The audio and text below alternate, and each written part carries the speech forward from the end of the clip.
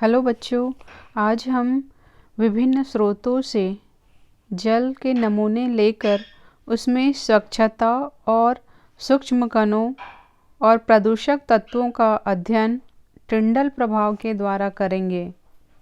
तो बच्चों, इस प्रयोग को करने के लिए सबसे पहले देखेंगे कि कौन सी सामग्री की आवश्यकता होती है।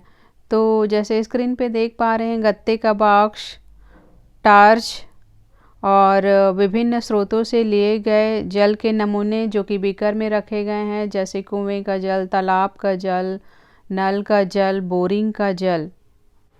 तो बच्चों, सबसे पहले देखते हैं कि टिंडल प्रभाव क्या है।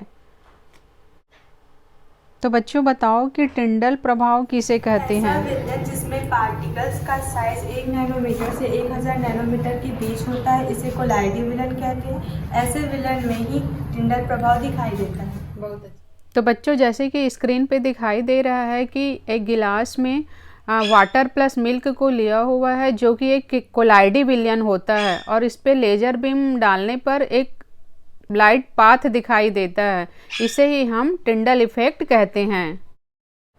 तो बच्चों, टिंडल इफेक्ट देखने के लिए एक उदाहरण देखते हैं। जैसे बॉटल में हमने लेज़र बीम डाला है तो कोई पाथ हमें दिखाई नहीं देता, परंतु यदि उसमें हम स्मोक भर दे, धुआं भर दे, तो लाइट का पाथ जो है दिखाई देता है। जैसे कि स्क्रीन पे देख रहे हैं कि कैसे हम लेज़र लाइट को वहाँ पे ले जा रहे हैं, तो एक पाथ हमें दिखाई दे रहा है। और इसको सबसे पहले टिंडल नाम के वैज्ञानिक ने बताया था, इसीलिए हम इसे टिंडल प्रभाव कहते हैं। अब आगे देखते हैं कि यदि इस लेजर लाइट पर चाक पाउडर डाला जाए तो भी हमें टिंडल प्रभाव दिखाई देते हैं।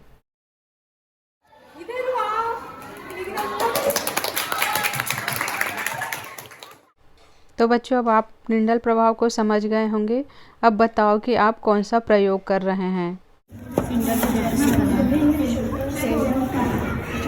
विभिन्न स्रोतों से जल का अध्ययन टिंडल इफेक्ट के द्वारा करना है। कुआं, नल, बोरिंग। इस प्रकार हम विभिन्न स्रोतों से जो जल लिए हैं उसका टिंडल इफेक्ट के द्वारा गंदलापन या टर्बिडिटी को देखेंगे। तो बच्चों, देखते हैं कि विधि क्या है। तो सबसे पहले हमने क्या किया है कि गत्ते का बॉक्स बनाया है, जिससे हम टिंडल प्रभाव को देखेंगे। तो बच्चों, जैसे कि चित्र में दिख रहा है कि कैसे एक गत्ते का बॉक्स बना हुआ है, उसमें 2 होल है। एक होल में टार्च रखा हुआ है और दूसरे तरफ के होल में हम गत्ते के अंदर रखे हुए बीकर के जल को देखते हैं। अब एक बीकर को गत्ते के अंदर रख दिए हैं। अब गत्ते में 2 होल किए हैं। एक होल से टॉर्च से देखेंगे, टॉर्च मारेंगे, एक उधर से देखेंगे। तो बच्चों, ऑब्जर्वेशन और अवलोकन करने पर हमें पानी में तैरते हुए प्रदूषक के कण, जैसे मिट्टी के कण, एक कोशिकीय जीव, कार्बनिक पदार्थ और जीवाणु, ये दिखाई देते हैं। तो बच्चों, इस एक्सपेरिमेंट का रिज़ल्ट क्या निकला, परिणाम क्या निकला?